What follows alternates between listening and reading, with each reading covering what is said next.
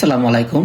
তো আমাদের আজকে ক্লাস হচ্ছে আমাদের এই 3 নং আমাদের সপ্তম শ্রেণীর 3 নং একটি আসবে fill in the gaps with the right form of verb in the bracket. এই ব্র্যাকেটের মধ্যে আমাদের রাইট ফর্ম মানে ভার্বের একটি ভার্ব দেওয়া থাকবে, এটা সঠিক রূপ আমরা নির্ণয় করতে হবে। ঠিক আছে, সঠিক ক্রিয়া আমরা নির্ণয় করতে হবে। তাহলে আমরা এটা পড়ি কীভাবে নির্ণয় করতে হয়। এই রাইট ফর্ম অফ ভার্ব নির্ণয় করতে হলে কিছু রুলস লাগে। এখন আমরা এইটা করার মধ্যে যে রুলসটা আসবে ওইগুলো আমরা এখানে দিয়ে দিব। আচ্ছা পড়ি।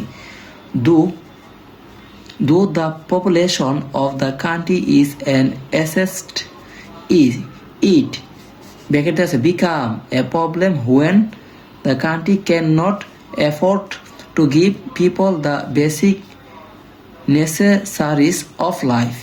তাহলে এই সেন্টেন্সটা কোন, এইটা সর্বপ্রথম আমাদের চয়েস করতে হবে সেন্টেন্স কিন্তু তিনটা, একটা প্রেজেন্ট, ফার্স্ট, ফিউচার।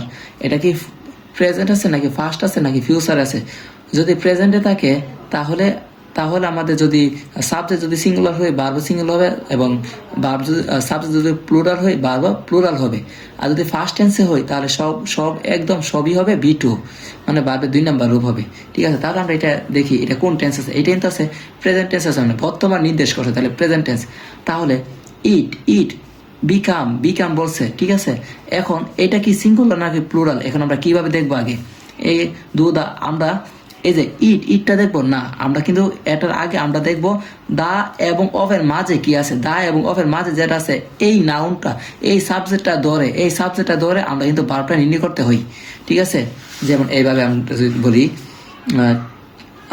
TH ই দা, তারপরে কিছু শব্দ থাকবে, এরপর অফ থাকবে, তারপরে আরো অনেক শব্দ আছে, কিন্তু আমাদের শূন্যস্থান মনে করেন যে এইটা আমরা শূন্যস্থান দিছি, এইটা নির্ণয় করতে হবে।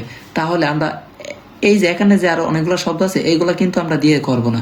আমরা দা এবং অফের মাঝামাঝি যেটা আছে, ঠিক আছে, যে ওয়ার্ডটি আছে ওইটা সাবজেক্ট ধরবো। এই সাবজেক্ট ধরে আমরা করবো না। আমরা দা এবং অফের মাঝে শব্দটি আমরা সাবজেক্ট ধরবো। এটা সাবজেক্ট যদি সিঙ্গুলার হয় ভার্ব সিঙ্গুলার হবে, সাবজেক্ট যদি প্লুরাল হয় ভার্ব প্লুরাল হবে। তাহলে এখানে কি আছে, এখান দেওয়া আছে দা এবং অফের মাঝে দেওয়া আছে পপুলেশন। এটা কি সিঙ্গুলার নাকি প্লুরাল? এটা হচ্ছে সিঙ্গুলার। পপুলেশন অর্থ জনসংখ্যা, এটা কিন্তু সিঙ্গুলার বুঝাইছে। যদি এটা সিঙ্গুলার হইতে তাহলে ভার্ব কি হবে, সিঙ্গুলার। এখন এই যে এইখানে যেটা দেওয়া আছে এটা কিন্তু প্লুরাল ফর্মে দেওয়া আছে। কি ফর্মে দেওয়া আছে? প্লুরাল ফর্মে। যেগুলা দেওয়া আছে শূন্যস্থান সবগুলো দেওয়া আছে প্লুরাল ফর্মে। এখন সিঙ্গুলার করতে হলে আমরা কি দিব, যদি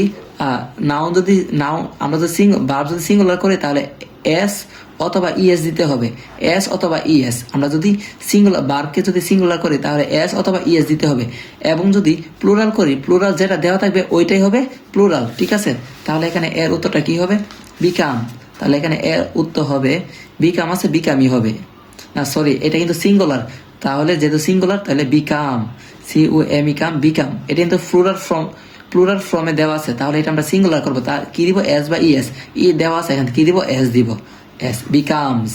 আসলে বুঝতে পারছি সবাই। এখন বি নাম্বারটা বলা আছে যে দ্য কান্ট্রি ক্যান নট। এখন এখানে সাবজেক্টটা কি, দা একটা আর্টিকেল, এখানে সাবজেক্ট হচ্ছে কান্ট্রি, দেশ হচ্ছে কি সাবজেক্ট। তাহলে সাবজেক্টের পর আমরা আরেকটি জানতে হবে, আমাদের যে মডেল অক্সিলারি ভার্ব যদি থাকে, সাবজেক্টের পর যদি মডেল অক্সিলারি ভার্ব থাকে তাহলে এই যে শূন্যস্থান যেটা থাকবে ওইটাই হবে উত্তর। যদি সাবজেক্টের পর যদি মডেল অক্সিলারি ভার্ব থাকে, যদি সাবজেক্টের পর মডেল অক্সিলারি ভার্ব থাকে তাহলে যা থাকে তাই হবে। তাহলে ক্যান একটা কি ভার্ব, মডেল অক্সিলারি ভার্ব। তাহলে দা কান্ট্রিটা সাবজেক্টের পর কি আছে, ক্যান নট আছে, এখানে আছে ক্যান এটা মডেল অক্সিলারি ভার্ব। যেহেতু এটা একটা মডেল অক্সিলারি ভার্ব, আর মডেল অক্সিলারি ভার্বের পরে যা থাকে তাই হই, তাহলে এখানে যেটা আছে এফোর্ট আছে, এফোর্টই হবে। A double F O R D effort. আসলে এটি আমরা সকলে বুঝতে পারছি। এখন আমরা সি যদি একটু পড়ি, আচ্ছা আমরা এই লাইনটা পড়বো, আমরা দেখি এজ আ রেজাল্ট ইট ফলপ্রসূতে ইট অর্থ ইহা, ইট অর্থ কি ইহা কি সিঙ্গুলার নাকি প্লুরাল? এটা কিন্তু সিঙ্গুলার। এখন সিঙ্গুলার আর প্লুরাল কি? যদি একজনকে বোঝায় তাহলে হবে সিঙ্গুলার এবং একের অধিক বোঝাইলে হবে প্লুরাল। তাহলে এই যে ইট, ইট অর্থাৎ ইহা, ইট কিন্তু সিঙ্গুলার। তাহলে এই যে বার, এটা কি হবে? এটা হবে সিঙ্গুলার।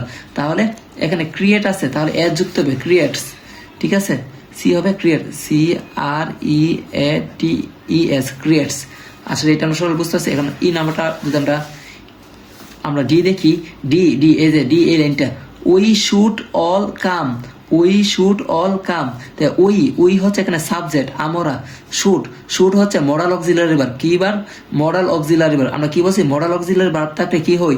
যা থাকে তা হই। তাহলে সাবজেক্টের পর যদি মডাল অক্সিলারি ভার্ব থাকে, তাহলে উই আছে সাবজেক্ট, শুড হচ্ছে মডাল অক্সিলারি ভার্ব।